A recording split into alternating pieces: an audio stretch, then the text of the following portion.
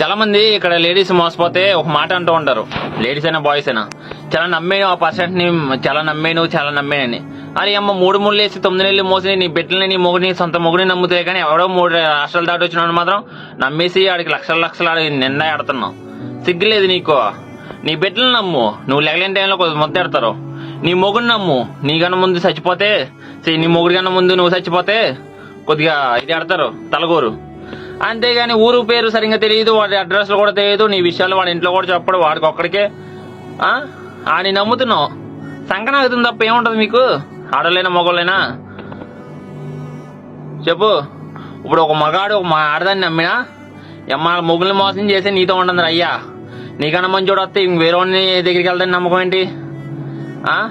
సొంత పిల్లని వదిలేస్తే నీతో వస్తున్నాడు, నీకన్నా మంచిది దొరికితే ఇంకో దాని దగ్గరికి వెళ్ళడానికి నమ్మకం ఏంటి? ఇక్కడ ఎవరు నిజాయితీగా లేరు, ఎవరు స్వార్థం వాళ్ళే చూసుకుంటున్నారు. సరేనా?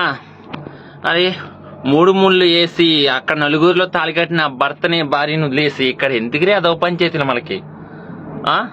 పట్టుకోవటం కోసం వచ్చా కానీ పక్కల్లో పడుకుంటాకైతే రాలే కదా మనం ఇక్కడికి. కానీ ఇంటికాడ మీ మీద చాలా నమ్మకాలతో ఉంటున్నారు.